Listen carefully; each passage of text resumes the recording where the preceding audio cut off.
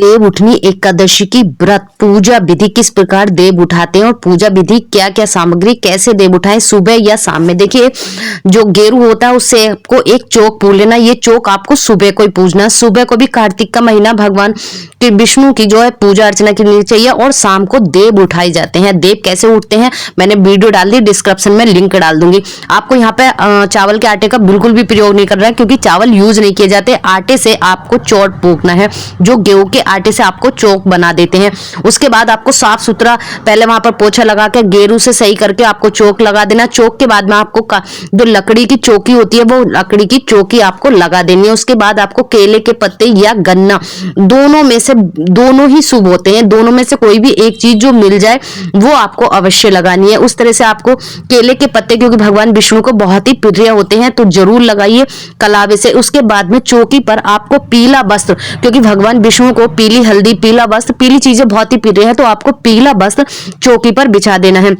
और चौकी पर पहना हुआ वस्त्र नहीं होना चाहिए, साफ सुथरा न्यू वस्त्र होना चाहिए। आप मार्केट से भी ला सकते हैं या आपके पास कोई ब्लाउज का पीस रखा है या दुपट्टा है न्यू होना चाहिए, वो आपको चौकी पर लगा देना है। उसके बाद में आपको साई करके चौकी को सेट करके उसके बाद आपको प्रतिमा लगानी है। चौकी की पूरी विधि विधान से हम पूजा करते हैं। सुबह में भी हमें दीपक प्रज्वलित करना होता है। सुबह में भगवान विष्णु की पूजा अर्चना आराधना करनी होती है।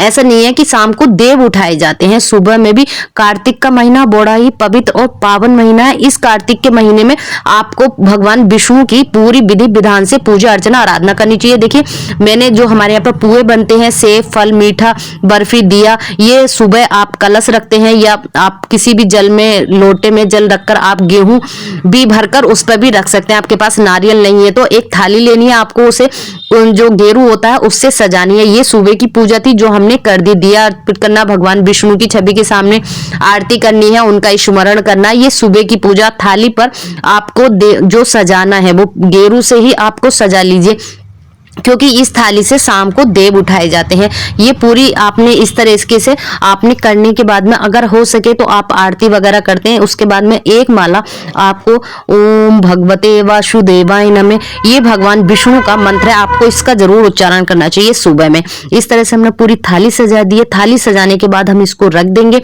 और रखने के बाद इस तरीके से हमने जैसे स्क्रीन पर आप देख रहे हो इस तरह से चौकी पर पूरी तरीके से ये लगा देते हैं। इसमें मूली और जो वो होते हैं सिंगाड़े उनका बहुत बड़ा महत्व है। यहाँ आप तिल के तेल या देसी घी का भी प्रयोग कर सकते हैं दिया प्रज्वलित करने में। और आपको माला फूल अक्षत तो आपको बिल्कुल यूज नहीं करने, गलती से भी आप फूल चढ़ा सकते हैं भगवान विष्णु को।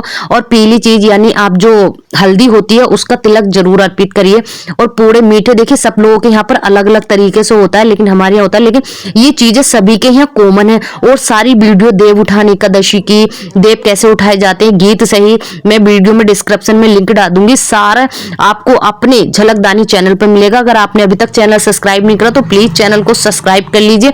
पूजा से संबंधित गीत सही देव कैसे उठाए जाते हैं शाम को। और ये आसन हमें तुरंत नहीं हटाना, अगले दिन भी हमें नहीं जलाना। आपको शाम को भी अपने घर में पूरे इस दिन कार्तिक देव उठनी एकादशी के दिन दीप सब में लगाने चाहिए। अगर जितने आप दीप लगाते हैं इसका आपको करोड़ गुना फल मिलता है। इस कार्तिक के महीने में देव उठाने का और दीप प्रज्वलित करने का बहुत बड़ा महत्व है। और देव शाम को उठाए जाते हैं। अगले दिन जब खिचड़ी पूजन हो जाता है उसके बाद ये देव हटाते हैं।